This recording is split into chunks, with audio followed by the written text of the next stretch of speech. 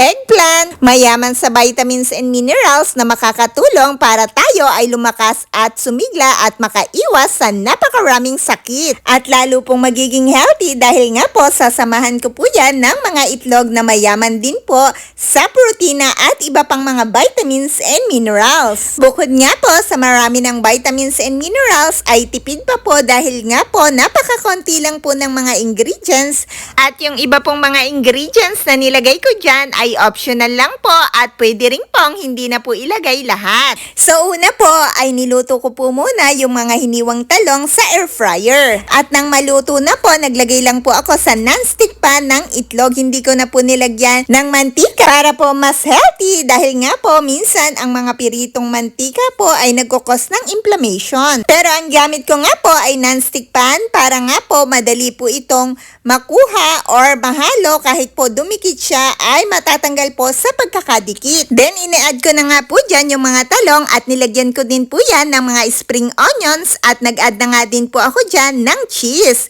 Pagkatapos naman po ay hinayaan ko lang yan ng mga ilang minuto. So dahil nga po wala po akong nilagay na mantika dyan at ang gamit ko naman po ay non-stick pan kaya naman po matagal pong lutuin dahil nga po walang mantika na tumutulong para maluto agad ang ganitong recipe. Pero uulitin ko nga po yung ganitong recipe ay mas healthy po talaga.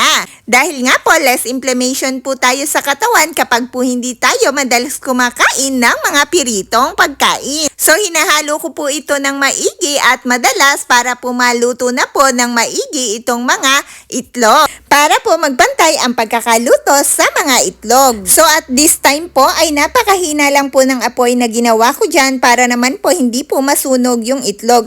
At talaga pong hinalo-halo ko po talaga yan ng medyo matagal dahil nga po wala po siyang oil kaya naman po hindi po siya agad-agad talagang nagbubuo-buo yung mga itlog. Talagang chinaga ko lang po para naman po makakain ng healthy pagkain at less inflammation at maraming benefits po na maitutulong sa ating katawan. Ito po yung mga option na nag-add po ako ng curcumin, canela at garlic powder, paprika at chili powder po. Magbigay na rin po ako ng mga benefits na makukuha natin sa pagkain ng talong. Ang talong po ay napakaganda sa ating mga puso at nakakatulong din po ito kung ikaw po ay nagda-diet. Papayat ka po agad at ito po ay malaki din po ang tulong sa ating mga digestion. Kaya po ang talong ay nakakatulong sa ating digestion dahil mayaman po sa fiber at meron din po yan antioxidant properties. They are rich in nutrients po like vitamin C and vitamin K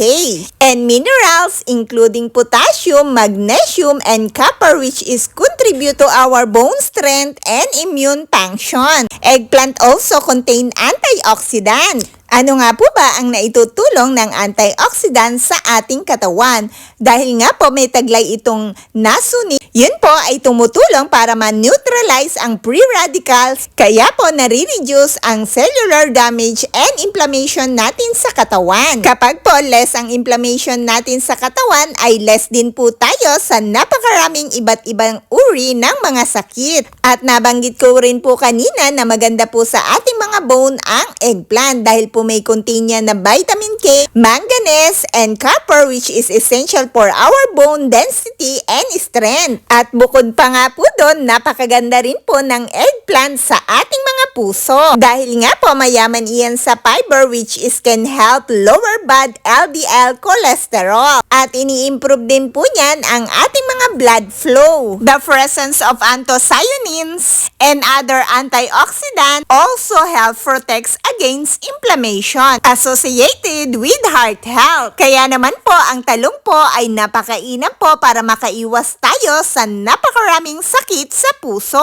At nabanggit ko rin po yan kanina na kung ikaw ay nagda-diet ay napakaganda po ng talong. And there's more po, napakaganda din po pala ng talong sa ating mga brain dahil sa nasuni na nasa balat ng talong ay tumutulong po sa ating mga brain cell membranes, potentially boosting cognitive function. So napakarami po talagang taglay na vitamins and minerals ang eggplant na tumutulong po iyon para makaiwas po tayo sa napakaraming sakit. Kaya naman po guys, always remember eat enough and nutritious food to always be in good health. Thanks for watching!